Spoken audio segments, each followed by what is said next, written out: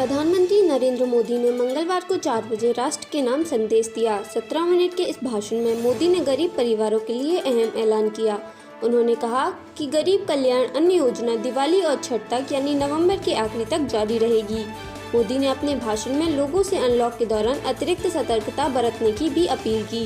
उन्होंने कहा कि अब मौसम ऐसा है जब सर्दी जुकाम बढ़ता है।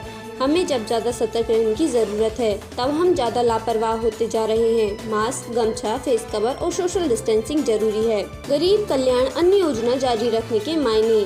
नवंबर तक गरीब परिवार के प्रत्येक सदस्य को 5 किलो गेहूं या चावल मुफ्त में और प्रत्येक परिवार को 1 किलो चना मुफ्त मिलेगा। 80 करोड़ परिवारों को इस योजना का फायदा अगले 5 महीने तक मिलता रहेगा। 90,000 करोड़ से ज्यादा खर्च होंगे इस योजना को आगे जारी रखने में। लॉकडाउन के वक्त इस योजना की शुरुआत की गई थी। 3 महीने में 60,000 करोड़ खर्च हुए हैं। मोदी के भाषण की 9 अहम बातें। अनलॉक में लापरवाही बढ़ी, सतर्कता दिखाने की जरूरत। दुनिया से तुलना करें तो भारत कोरोना के मामले में संभली हुई स्थिति में है, लेकिन अनलॉक में लापरवाही बढ़ती जा रही है। लोगों को लॉकडाउन की तरह ही सतर्कता दिखाने की जरूरत है। जो नियमों का पालन नहीं कर रहे, हमें उन्हें रोकना होगा और समझाना भी होगा।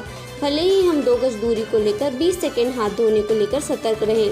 आज जब तक हमें सतर्कता की जरूरत है तो लापरवाही बढ़ाना बहुत ही चिंता का कारण है।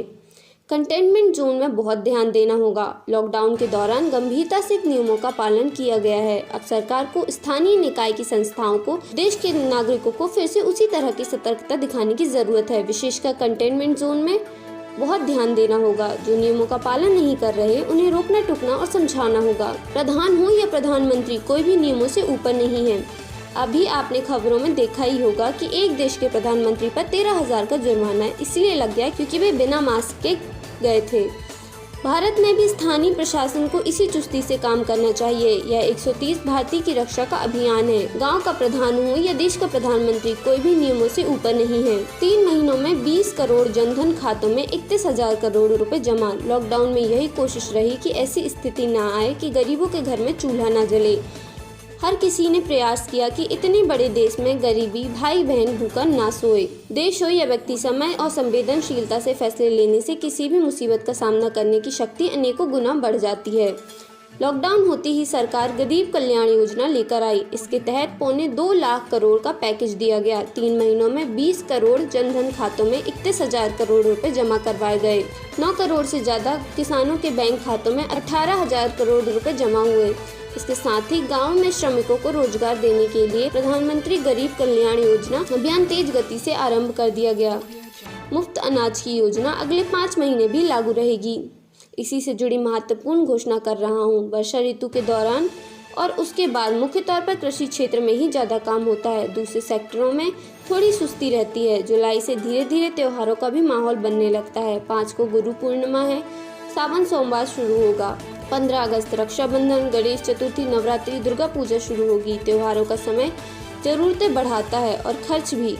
हमने फैसला किया है कि प्रधानमंत्री गरीब कल्याण अन्न योजना का विस्तार अब दिवाली और छठ पूजा तक यानी नवंबर महीने के आखिरी तक कर दिया गया है। फैसले का मतलब कि 80 करोड़ लोगों को मुफ्त अनाज देने वाली योजना अगले 5 महीने भी लागू रहेगी। सरकार हर महीने हर सदस्य को 5 किलो गेहूं या 5 किलो चावल मुफ्त देगी। साथ ही प्रत्येक परिवार को हर महीने 1 किलो चना भी मुफ्त दिया जाएगा। इस योजना के विस्तार में 90,000 करोड़ से ज़्यादा खर्च होंगे।